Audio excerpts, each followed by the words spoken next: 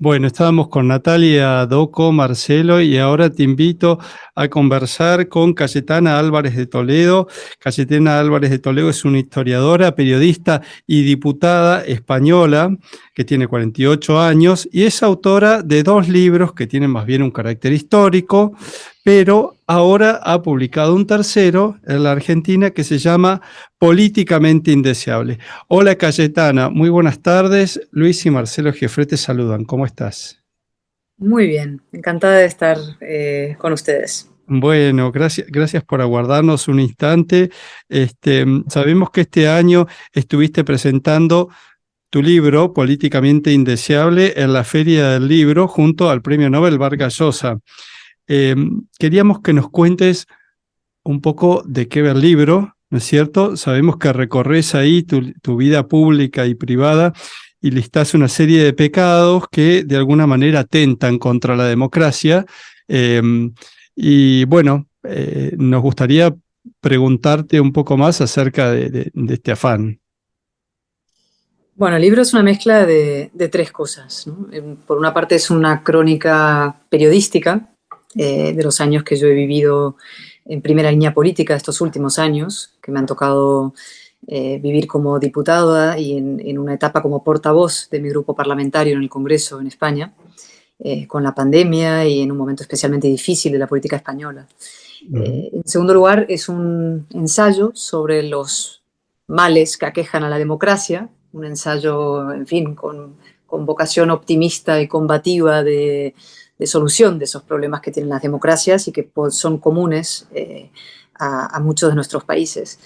Y en tercer lugar, tiene unos ciertos retazos de memoria familiar, es decir, incluyo en esa crónica, y es lo que más me gustó escribir, memorias de recuerdos de mi padre, de su vida, de una época de la vida europea, en el fondo, ¿no? Desde la Segunda Guerra Mundial hasta ahora, recuerdos de la vida de mi madre también, de la mía propia en Argentina, de pequeña, de España, de Inglaterra, etc. Entonces, esa mezcla de esas tres cosas.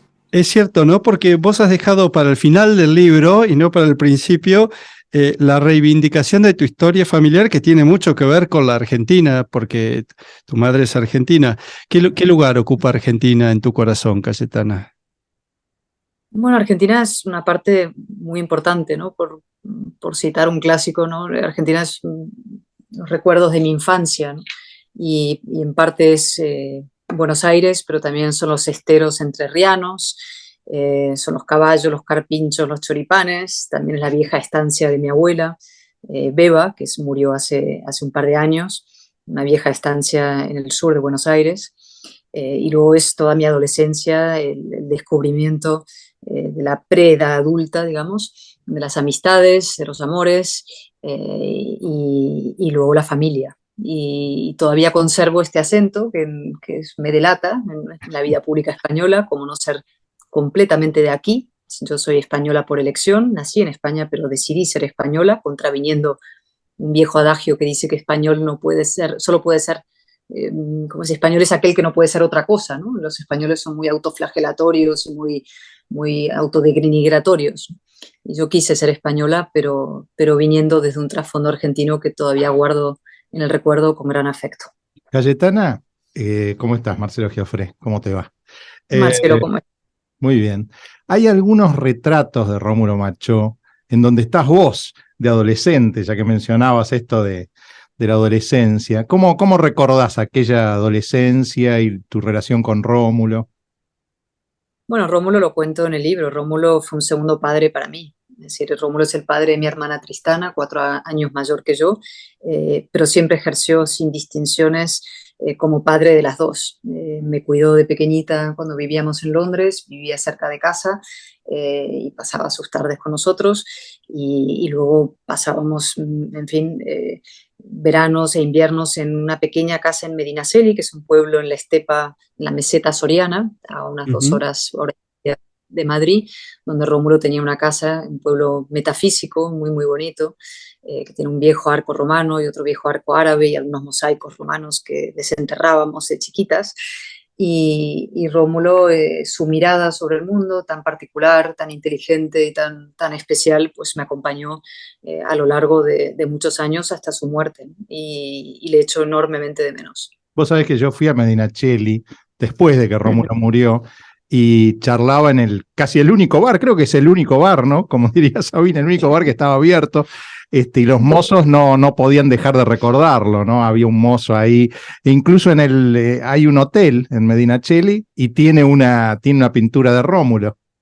Era una institución ahí y en tantos sitios, no había nada no hay nada como recorrer ciudades con él, ¿no? Por esa mirada de artista que ve las cosas de una manera distinta como uno las ve, ¿no? Uno las ve de una manera superficial y él veía una profundidad y un matiz sobre las cosas siempre, siempre fascinante, con un punto de humor además muy particular. Era tímido, era un tierno y un tímido, y tenía esa fama un poco de adusto y de severo, porque no le gustaba, digamos, la vida social, era muy misántropo, pero absolutamente adorable, ¿no? Y un clochard cosmopolita, como lo llamé yo una vez, ¿no? Enormemente cosmopolita, y ya se ve su gran clochard. Para tratar de ensamblar o de imbricar esto que vos planteás en el libro, ¿no? Una cuestión personal y una cuestión política. Hace poquito, en un almuerzo acá en Buenos Aires, estaba alguien que fue presidente de España, Rajoy, y estaba también Uribe en ese almuerzo. Estaba Macri, había otros expresidentes, y se produjo como una especie de amable polémica entre Rajoy y Uribe. Y me gustaría plantearte los términos de esa polémica para ver cómo te despedirías vos en eso. El planteo de Rajoy era, bueno, los que representamos la democracia liberal, el republicanismo, tenemos que hacer lo posible por ganar las elecciones, ganarlas, y después ordenar la macroeconomía, ordenar los números, y nos van a volver a votar. Bueno, Uribe le dijo: estás completamente loco, no es así. No solo no te van a volver a votar, sino que vas a quedar mal, vas a quedar como antipático, y van a votar a los populismos, y a vos te van a dejar como un ajustador. Y entonces se planteaba, y Macri como que dudaba frente a eso, se planteaba un poco la cuestión, le pregunta, bueno, ¿qué es lo que hay que hacer? Bueno, y Uribe decía, bueno, lo que debe hacer las democracias liberales es tratar de organizar una épica, igual que lo han hecho, digamos, no igual que lo han hecho los fascismos, como con Leni Riefenstahl, Hitler o los populismos en general, que organizan toda esta cosa del relato y de la narrativa, pero tener una especie de espesor narrativo, un espesor simbólico, porque dice, si no, finalmente te terminan ganando. ¿Qué pensás sobre este debate? Bueno, mi libro habla mucho de eso, de ese debate, ¿no? En fin, la actitud que resumís en la posición de Rajoy, la actitud de muchos tecnócratas, es decir, que dicen, en el fondo, pues los seres humanos son materialistas, lo que les importa es el bolsillo y no tanto las ideas, los ideales y las aspiraciones. Y yo creo que eso no es cierto. Yo creo que sí hace falta una épica, y que el liberalismo, efectivamente, a partir de la caída del muro de Berlín, se olvidó de todo eso, pensó que ya había ganado la historia, como le dijo Fukuyama, que había sucedido, y se recostó a dormir una larga siesta, permitiendo a la izquierda y al comunismo, digamos en concreto, reconstruir su relato y sustituir el tótem de la igualdad por el tótem de la identidad, que es lo que nos está pasando hoy en día, ¿no? El nuevo juguete de la izquierda reaccionaria, de la izquierda identitaria, de la izquierda, digamos, radical, es la identidad, las políticas identitarias, y con ese instrumento están socavando las democracias desde su interior. Y a los liberales, al mundo demócrata liberal, pues, insisto, pasó de la siesta a un repliegue y a colocarse a la defensiva. Y entonces se produce mucho en nuestros países, prácticamente en todos, diré, en América Latina de manera muy notable, pero en España también, lo que yo llamo un tablero inclinado, es decir, un plano inclinado. En la parte alta de ese plano está la izquierda, una izquierda hoy reaccionaria, porque es identitarista y tribalista y colectivista, y en la parte baja está la democracia liberal, que como Sísifo va arrastrando su roca para intentar llegar a los gobiernos o al poder, pero siempre se cae abajo porque el plano cultural Pues la está piedra es inclinado. pesada. Claro. La piedra es pesada, entonces Lo a veces increíble, llega, lo increíble es una que cosa rápida, no a siempre las veces llega democracias el poder. liberales se han desentendido del plano simbólico. El plano simbólico hasta los reyes lo entendían, ¿no? Cuando Carlos IV o Fernando VII tenían a Goya en la corte, no era porque querían hacerse retratos simplemente, es porque tenían claro de algún modo ese plano simbólico. O Hollywood, o Disney, o Andy Warhol, incluso, que cuando pintaba la lata de tomates, más allá de otras cuestiones que había detrás, digamos, de discusiones sobre el arte mismo, había un intento de simbolizar lo que era el capitalismo, ¿no? No, sin lugar a dudas, pero sobre todo yo creo que nace de una profundo, digamos, al final desconfianza en sus propias ideas, porque la razón sí es emocionante. La defensa de la libertad, de la democracia, la igualdad ante la ley, del Estado de Derecho, de esta especie de frágil y extraordinario invento que hemos sido capaces de alumbrar los seres humanos, que es la idea de la nación cívica moderna, es profundamente emocionante y hay que ser capaces de emocionar a través de la razón. Y cuando se renuncia a la parte emotiva y poderosa de la razón, pues se entrega las emociones, ya sea a la izquierda radical o a derechas radicales, que en movimientos pendulares acaban, digamos, agarrando la batuta que cuando esa izquierda no la ejerce adecuadamente. Y el espacio central de la sociedad, ese racional, ilustrado, moderno, etcétera, se queda huérfano, desasistido, desamparado y finalmente inhibido, ¿no? Y lo que tenemos que hacer es ofrecer a nuestros países y a todos, te hablo de México, Estados Unidos, Francia también, en España, en Chile, en Argentina, a esa gran centralidad política ilustrada y racional, unas siglas, una alternativa política. No hay nada más importante que la política, nos guste poco, menos o mucho, pero no hay nada más importante que la política. Es cierto, Cayetana, es cierto, lo mencionás muy bien. Vos cuando hablas de la timidez de la derecha frente a la izquierda, ¿no? Y si me permitís a mí en el libro, me parece que junto con el valor testimonial y este trabajo que vos haces por de alguna manera desnudar la verdad de la política española, que muchas veces a nosotros desde Argentina se nos pasa, ¿no? Porque no conocemos el sistema de medios o algunos periodistas puntuales, hay algo que tiene un sentido universal, lo cual me lleva a preguntarme, ¿no? Si no es en todas partes igual, ¿no? ¿Qué es lo que se ve de la Argentina allá? Es muy parecido lo que pasa en muchos de nuestros países y por eso, no sé, aunque un libro es verdad que es un libro que cuenta una historia muy local, ¿no? Esas anécdotas que yo relato ilustran categorías y las categorías sí son aplicables al caso argentino o al chileno, como te decía, o al mexicano, ¿no? El auge del populismo, de la visceralidad, del victimismo, de las políticas identitarias muy radicales, a veces son indigenismos, a veces son un nacionalismo catalán exacerbado, a veces es un feminismo de tercera ola que convierte a los hombres en fin, violadores por definición y por nacimiento. Es decir, son procesos y fenómenos que se están reproduciendo en nuestros países con distintas expresiones, pero que responden a lo mismo, ¿no? Que es un debilitamiento de la democracia liberal, de la idea de la ciudadanía, del ciudadano libre igual ante la ley, ciudadano al que no se le juzga por su color de piel, ni por su sexo, ni por su acento, sino debería juzgársele simplemente por su conducta, por sus hechos, ¿no? Y ese es el gran retroceso que estamos viviendo ahora, de la democracia liberal a un tribalismo destructivo de las democracias, lo que yo llamo el burro de Troya de la democracia, que se mete desde su interior y lo socava, ¿no? Sí, Cayetana, vos mencionaste el tema del feminismo y yo no sé si te has hecho tanto conocida en Argentina por tu libro como por unas cápsulas que se han distribuido en internet donde vos precisamente hablás de este feminismo victimista, ¿no? Creo que ese es el término que vos usás. Junto con eso y con lo que vos decís, ¿vos pensás que puede haber un reclamo particular o puntual de las mujeres en Latinoamérica? ¿A qué quieres decir con un reclamo No, puntual? que si tal vez en Argentina la situación de la mujer ha estado, no sé, tratada de alguna manera distinta y que pueda haber un reclamo genuino local sin A caer en ver, estas cosas de todas las feminismo. mujeres, yo creo que hayamos nacido donde hayamos nacido, exigimos y con toda legitimidad igualdad de trato, igualdad con los hombres. Lo que yo no apoyo ni estoy dispuesta a aceptar es que en nombre de la igualdad se avance en la discriminación del hombre por el hecho de nacer hombre.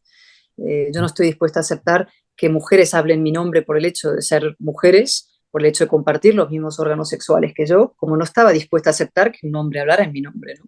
Y el feminismo contemporáneo, este radical de tercera vía, lo que se hace es colectivizarnos, colocarnos en un bloque homogéneo, hablar en nuestro nombre y victimizarnos, es decir, que somos víctimas de nacimiento y que hay una agresora ahí fuera que son nuestros hermanos, maridos, padres e hijos, ¿no?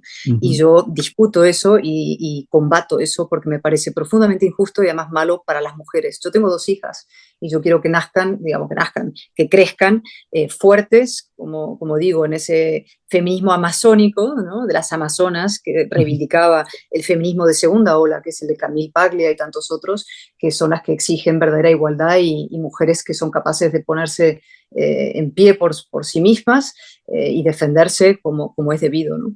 En línea con esto que dice Cayetana, nuestro amigo común, Juan José Sebrelli, que fue fundador del FLH, en donde además había un movimiento feminista adentro, tiene una frase que es como muy sintomática y reveladora. Él dice: yo no hago el amor en nombre de un colectivo.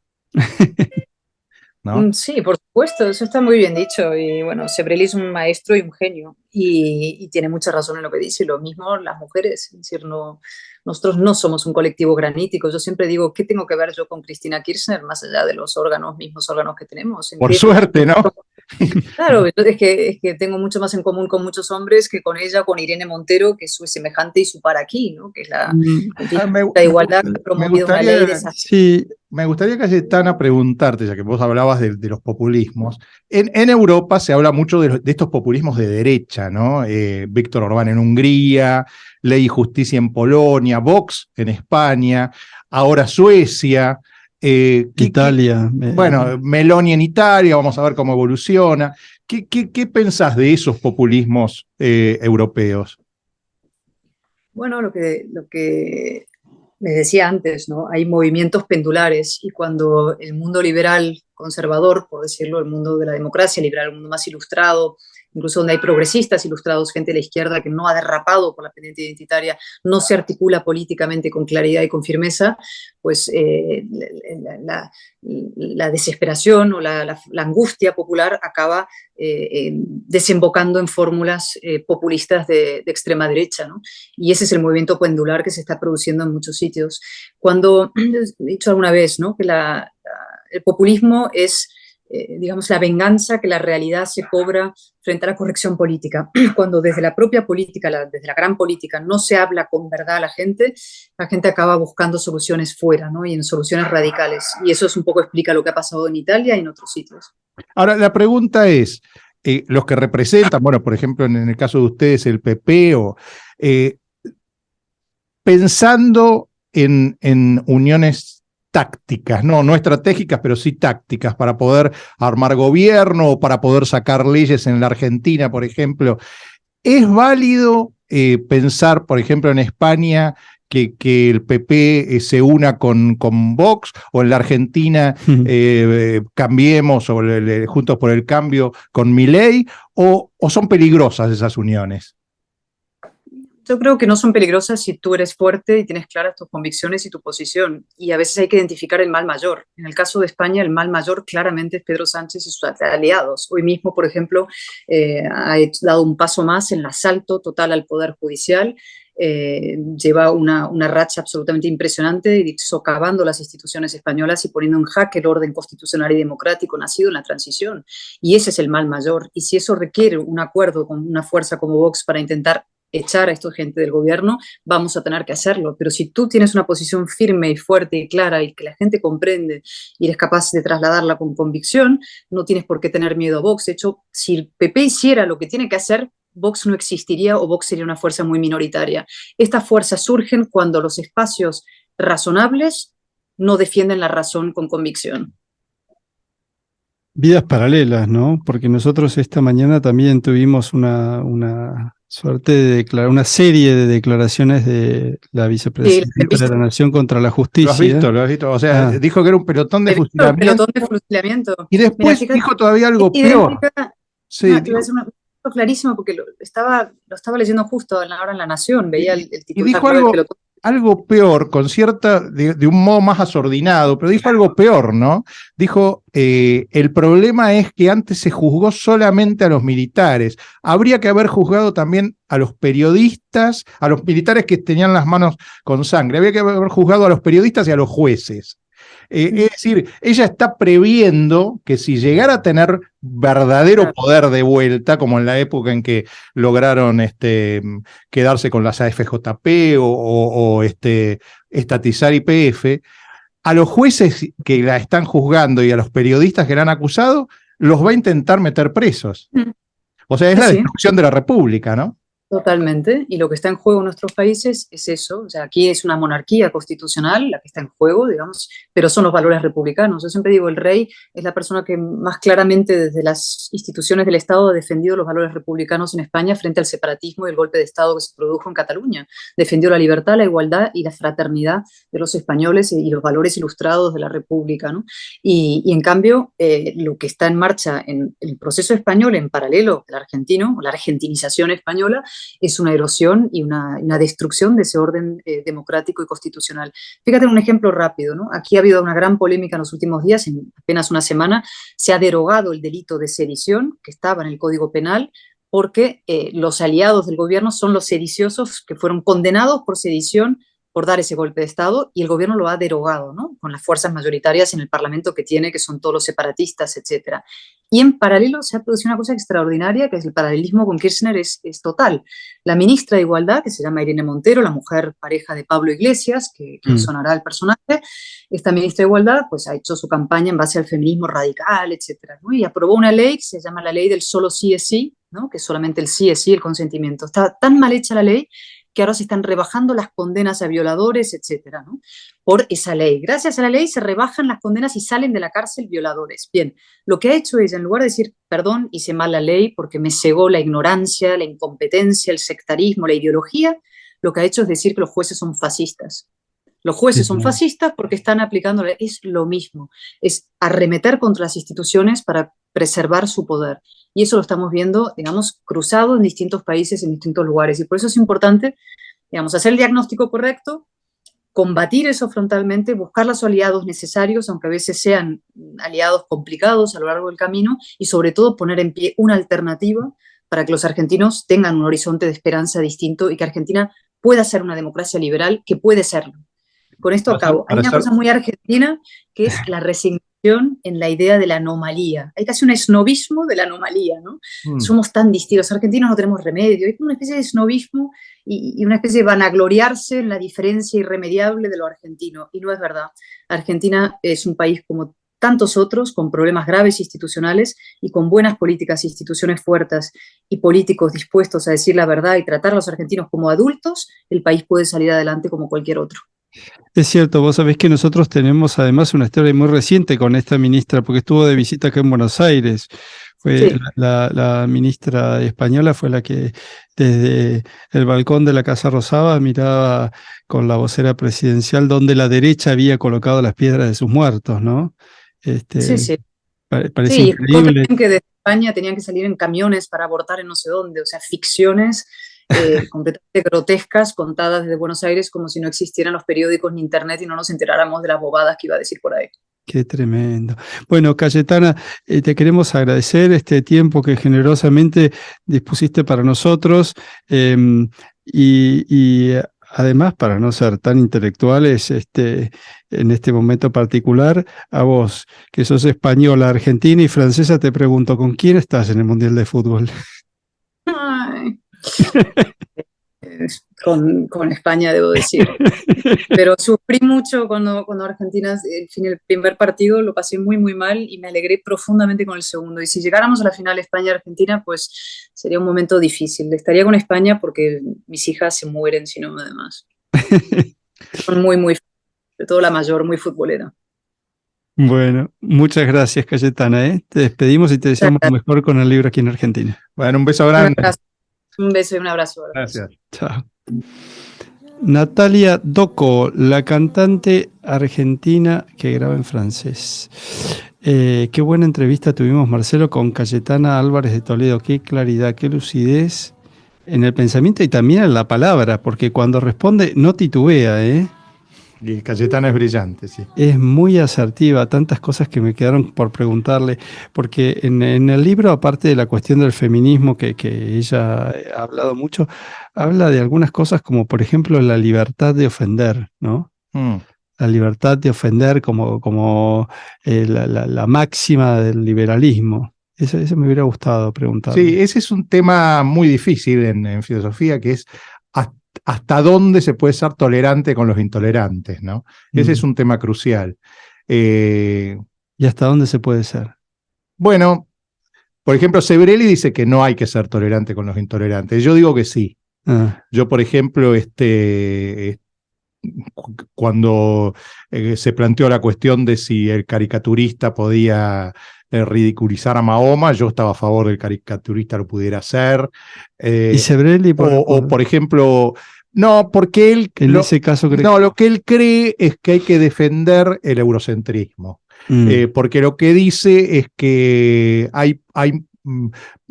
que el convencer a los intolerantes demanda muchísimo tiempo. Por ejemplo, convencer a alguien de que la ablación del clítoris en una mujer es algo intrínsecamente malo, hay que hacerlo, por supuesto, hay que intentar ese convencimiento, pero que eso tarda mucho. Entonces, que mientras tanto hay que defender la cultura eurocéntrica y no se puede estar perdiendo demasiado tiempo, porque si no, uno queda en un limbo. Yo en eso no estoy del todo de acuerdo. Yo soy partidario de un cierto multiculturalismo. Creo que en ese melting pot se gana. Pero bueno, es un tema muy discutible. Muy interesante eso. Nos va a quedar para otro programa. Vos, Marcelo, publicaste este fin de semana un artículo en el suplemento de Ideas de la Nación, ¿no?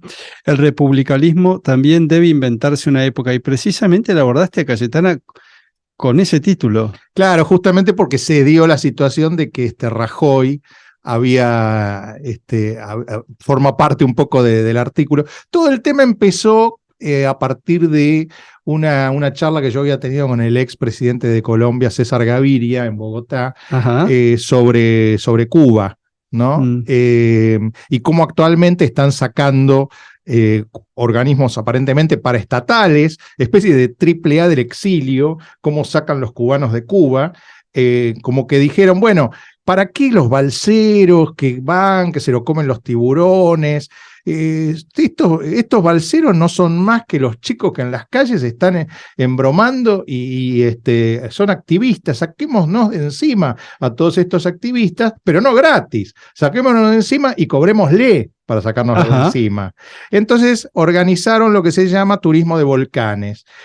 Tienen que pagar un viaje a Nicaragua que sale $2.700. Ahí estarían los volcanes, que por supuesto no los ven, y salen en los charters, todos salen sin valijas porque saben que el trayecto va a ser largo. $2.700, un pasaje ida muy cortito. $2.700. Cuba, Nicaragua. Y después $6.000 el trayecto de 19 días a pie desde Nicaragua hasta el río Bravo, que es la frontera entre México y Estados Unidos, pasando por Honduras, Guatemala y parando en casas de familia y yendo en camiones, en remises, en taxis, hasta que llegan al río Bravo, se arremangan los pantalones, dejan la mochila, porque ya no pueden seguir más con la mochila, se sacan los zapatos y cruzan el río Bravo a pie. Después tienen que cruzar por abajo la cerca, que arriba tiene alambre de púa, y así llegar al borde, al lugar de migraciones, en donde son recibidos como refugiados con cierta amistosidad. Con cierto ademán amistoso por los Estados Unidos. Esto, que yo se lo contaba, porque me lo habían contado en Estados Unidos, algunos que habían tenido esta experiencia, yo se lo contaba a César Gaviria, y casi, digamos, no es que no lo podía creer, le parecía natural que la izquierda terminara haciendo esto, es decir, los mismos que creyeron en el hombre nuevo, terminan lucrando con las mismas prohibiciones que ellos ponen. Es decir, primero ponen como alguien que dice, bueno, hay que hacer un puente, pero no hay río. Bueno, hagamos el río para poder hacer el puente. Lo mismo que acá, o sea, Evita diría, donde hay una necesidad, hay un negocio. Bueno, entonces, a partir de ahí, yo digo, esto solo lo pueden hacer porque han generado una épica. el Che Guevara, defensor de las minorías, cuando inventó un campo de concentración para homosexuales, Evita, defensora de los sindicalistas, cuando iba a romper huelgas de ferroviarios, etcétera, etcétera, etcétera, ¿no? Fidel Castro, un personaje extraordinario de la democracia, cuando implantó un sistema de partido único, Salvador Allende, un tipo espectacular que en pocos meses destruyó Chile, Sí. En fin, digo, solo la épica le genera esto, Hitler con Leni Riefenstahl, etcétera, etcétera. Digo, bueno, la democracia liberal se debe generar una épica para poder defender, no ya como en el caso de las izquierdas y los fascismos, lo falso, lo inexistente, sino para defender lo real. Es decir, se levanta las sociedades como se levantó todo Occidente, transformando en muchos países en el curso de una generación. Nueva Zelanda lo han transformado en un país desarrollado en el curso de 2 generaciones, ¿no? Entonces hay que defender eso con grafitis, con películas, con pinturas, con muestras de arte, con historietas, con teleteatros. Los turcos muestran el Bósforo todo el tiempo en sus teleteatros para vender Estambul. Y nosotros no somos capaces de hacer un teleteatro como Rosa de Lejos, como decía recién, para defender el capitalismo. Es increíble esto. En algunos momentos lo ha hecho, digamos, Hollywood o Disney, de algún modo son una encarnación de esas representaciones. Pero en general me da la impresión de que hay un gran déficit en Occidente y en el capitalismo en cuanto a que el arte defienda, muchas veces porque los populismos compran a los artistas. Sí. Pero muchas veces por déficit en sí, como decía lo de Rajoy, piensan que con arreglar la macroeconomía se arregla todo, y no es así. Hay que tener una representación simbólica, hay que tener un discurso, hay que tener una narrativa, porque si no te pasan por arriba. Sí, ahí Cayetana hablaba en contra de los tecnócratas, ¿no? Y fíjate que en el último libro de Mauricio Macri hay un capítulo entero dedicado a eso, entre su autocrítica, el desprecio de lo simbólico. Bueno, se nos acaba el tiempo, Marcelo, yo te agradezco a vos también la participación hoy. Recomiendo encarecidamente la lectura del 26 de noviembre de El republicanismo también debe inventarse una época, que si no compraron el diario, lo pueden leer por internet. El tiempo es ese tigre que nos devora, diría Borges. Gracias. Gracias. Bueno, será hasta la próxima a todos nuestros lectores. Cariños para Nuria.